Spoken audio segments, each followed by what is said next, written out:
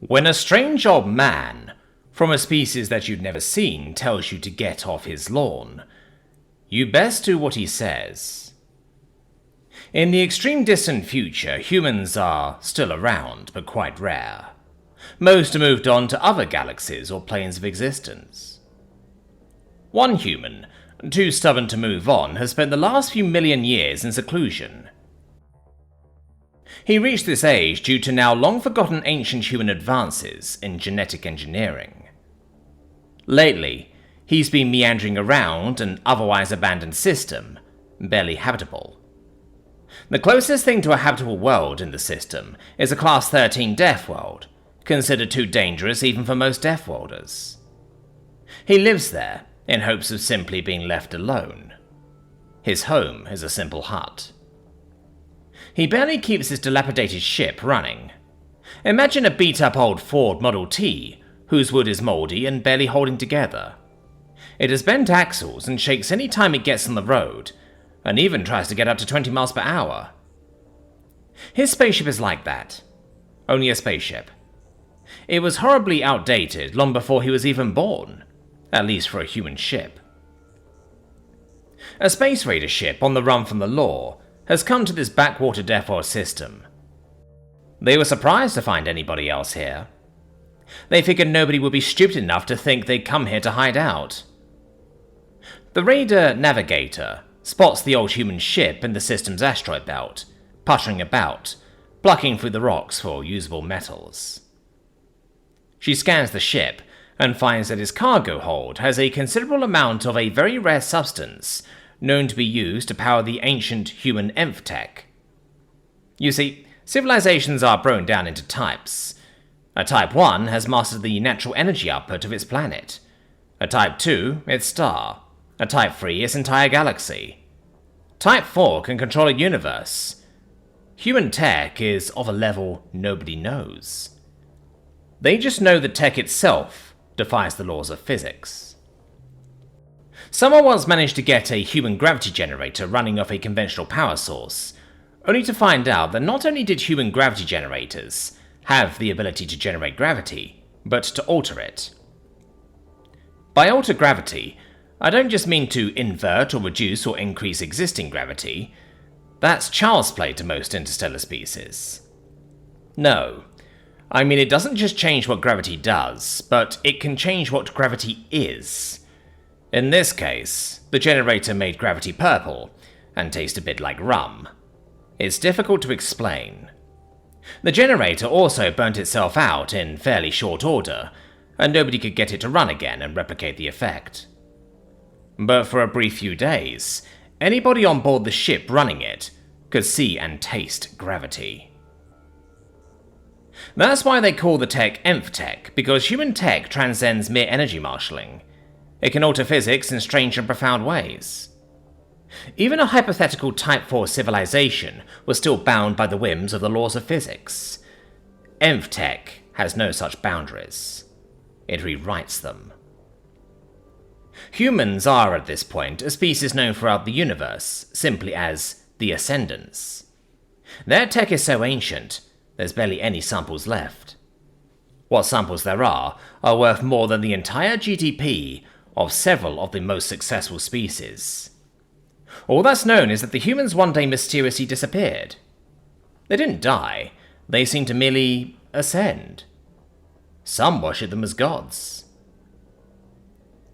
The navigator informs the captain of the power crystals on board the dilapidated mining vessel. Just one of those crystals is worth more than anything else in the universe. Just one can power a weapon capable of turning the tide of an entire war. They just struck the jackpot of jackpots. Beep beep, beep beep. The scruffy hermit's comm system beeps at him. Oh, for crying out loud! Visitors? Who would even dare come here? He pushes the button to answer the hail. The ship didn't originally need buttons, but he made buttons for it. He liked old-fashioned tech. There's just something visually satisfying about the click of a mechanical switch. Yeah? What do you want? So I can get you off my lawn. The raider captain was taken aback. He hadn't even had a chance to introduce himself. "Look, old man, I have no idea what a lawn is, but if you don't jettison your cargo, you're dead." The old man just flipped a switch in response. Over the comms, the raiders heard what sounded like a system powering up and then failing. The old man grimaced and said, "Excuse me one moment," and got up and walked out of frame. They heard what sounded like banging, and what they figured could only be cursing, but in the language they don't recognize. The old man came back into frame and sat back down. "Sorry about that. Navigational deflector didn't want to turn on. What was that about my cargo?" The old man flipped another switch, turning on the interior lights in his ship's cabin, revealing him in better detail. He wasn't any species the raiders had ever encountered before, but somehow his species looked oddly familiar. "You're hauling Nth-Tech power crystals, old man. We want them. Dump them, and we'll let you live." "Feck off!" The old man gave them the middle finger and cut the communication channel, so the pirates let him have a warning shot.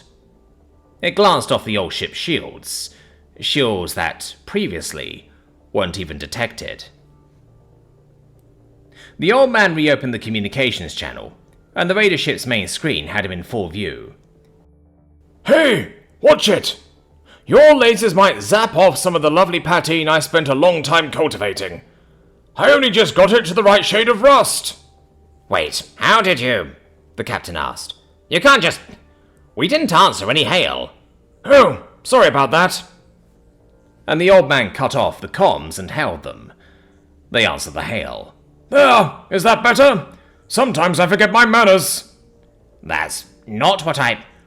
Look, you crazy old man, just give us your cargo. I won't see it again." "Get off my lawn!" The old man cut the comms again. They decided to fire a fully charged blast directly at the cockpit. That was just too much impertinence. He needs to learn his place. His ship clearly isn't in fighting shape, and he already had 3 warnings. But all that happened is the laser vaporized some of the rust off the ship, just as the old man said he didn't want to happen. Their ship's system started to spontaneously malfunction, every screen on their ship flickering and glitching.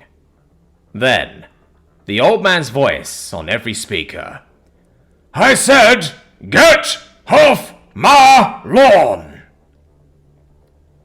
Suddenly, an energy pulse emitted from the dilapidated old ship, and they found themselves orbiting a habitable planet in a galactic population center on the other side of the galaxy. It'd take them months just to travel back to that system. What's more, they were very much wanted in this part of the galaxy. Their systems also weren't responding. Just seconds after the engineer managed to kickstart the reactor, a galactic Marshal Star Cruiser locked onto them with a tractor beam, and they found themselves being pulled into a docking bay to be arrested.